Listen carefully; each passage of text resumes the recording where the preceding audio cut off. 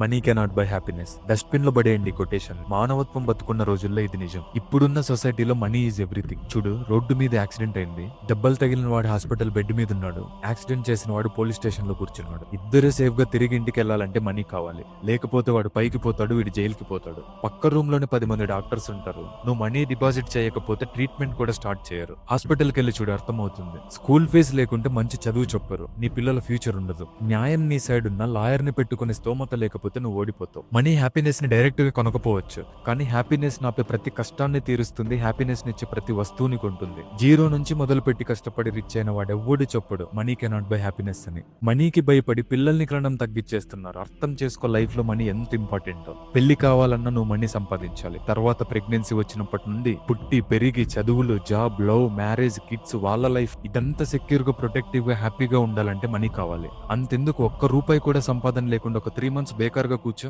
ఇంట్లో నీ ఫ్యామిలీ, నీ పార్ట్నర్, నీకు పుట్టిన పిల్లలు కూడా వాల్యూ ఇవ్వరు. మనీ బాగా ఉంటే మంచోడు అవుతావు. అంత పోగొట్టుకుని వీధిన పడు, నెక్స్ట్ డే నిన్నెవ్వడు దేకడు. సంపాదించిందంతా పోయేటప్పుడు పట్టుకుపోతావా అంటారు. పోయే ముందు నా ఫ్యామిలీని సెక్యూర్ గా, వెల్తీగా ఉంచిపోవాలనుకుంటారు, కానీ ఏం సాధించలేకపోయానని రిగ్రెట్స్ తో పోవాలని ఎవ్వడు అనుకోడు. ఫైనల్ గా చెప్పేది ఏంటంటే, love money, earn money and respect money. ధనం మూలం ఇదం జగత్.